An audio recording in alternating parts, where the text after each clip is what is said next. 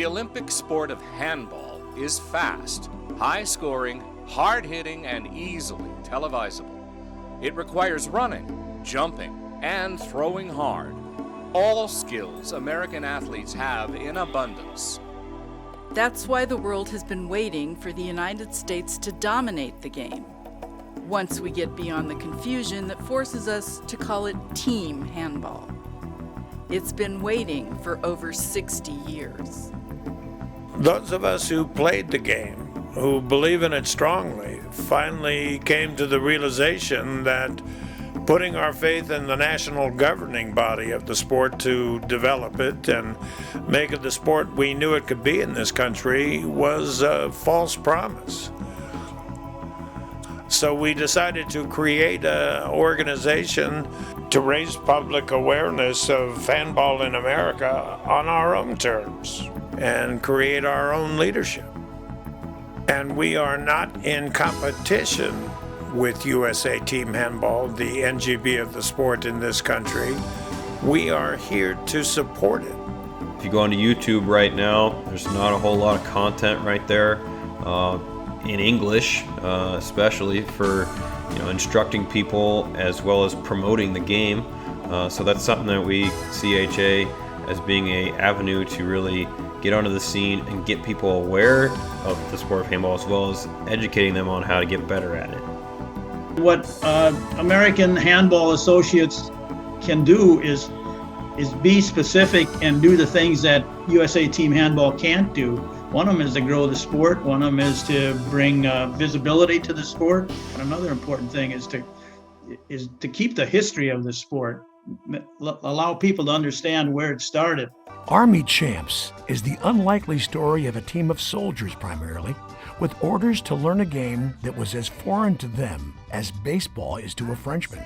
It started, among other events, with the Army Champs program back in 1969, which led to America's first Olympic handball team in '72. For several years, AHA has been working on a feature documentary about that team, predominantly made up of GIs, on orders from General William Westmoreland. But I remember walking off the court, and there was a friend of mine from Oregon. I didn't know he was there. He saw us walk off, and he just was elated. It was, way to go, and congratulations. And the locker room, by far, was the happiest moment I've ever experienced in sports. The film is an example of our three-pronged strategy to raise awareness about handball in America, the creation of live and media events. We hope to finish filming this year and have it ready for distribution by 2024, in time for the Olympics in Paris. The great game of Olympic handball, or team handball, as it's known only in America, is about to hold its 27th World Championships in Cairo, Egypt. And for the first time in 20 years, the USA will be there. Our strategy also includes traditional public relations, often overlooked in this time of social media. AHA specializes in the video press release, posted on YouTube, to get the word out to reporters and writers on a national media contact list that we regularly update, as well as other traditional PR tools. Columbus Armada to try to knock them off. Proof of their plans to send an armada against England. Eventually, we will add online training, another area of great professional expertise, to our targeted objectives. We see it as a way to tap into the digital archive that we established with our other projects, which include live streaming a variety of international and local competitions. I'm over from home. I'm humbled. I'm so appreciative. Every person in this room. Our Handball Heroes Legacy Banquets are becoming our signature events, however. Handball Heroes 1, held during the California Cup in Fremont, California in 2020, saluted the career of recently retired USA Team Handball CEO Mike Cavanaugh.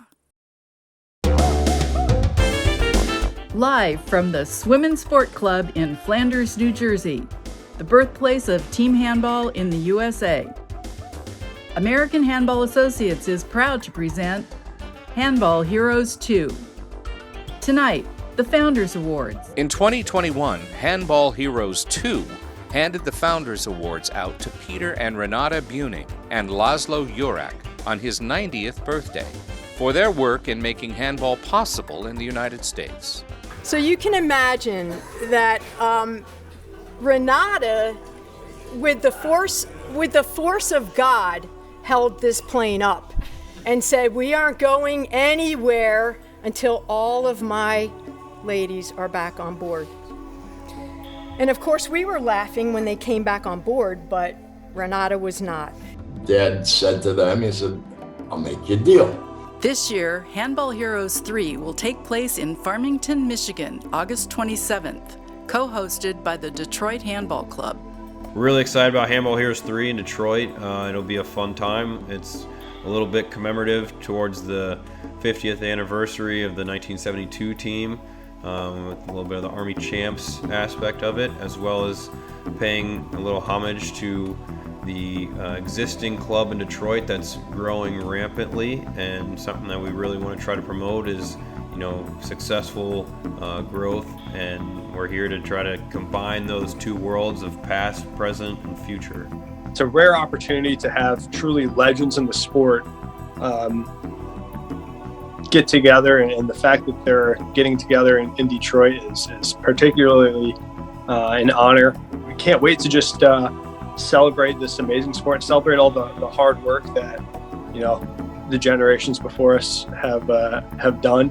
American Handball Associates will continue to do the work, as we have for over 50 years, bringing the game of handball to the American public, whatever form that takes. A video press release, a documentary film, a tribute banquet, or a live-streamed international competition. AHA will be there. We have a unique passion for the development of the game in this country, with a healthy dose of experience of doing it at all levels. We have what it takes to make a difference. I was on the International Handball Federation coaching committee, and then my job was to then disseminate information down to the Pan Am nations.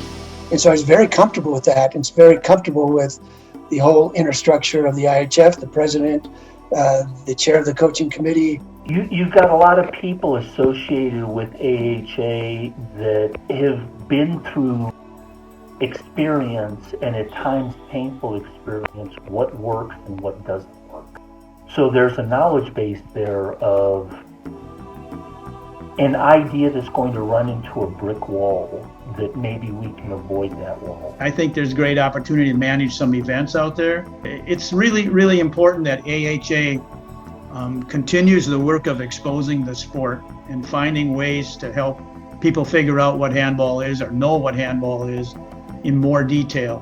People often tell me I have an old soul, so it keeps us moving in the right direction, and we kind of keep each other on a nice straight path, and it's something that we kind of are able to feed off of each other pretty well, and it's worked out, to my opinion, pretty smoothly so far. It's not just a bunch of old guys trying to get it right before we retire.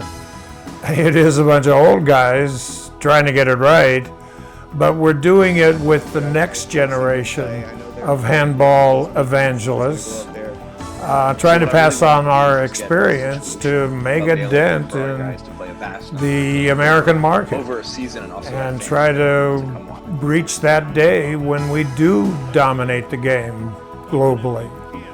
And it's been exciting to work towards that, and just dreaming of it. Well, for the old guys, it does put a smile on our faces.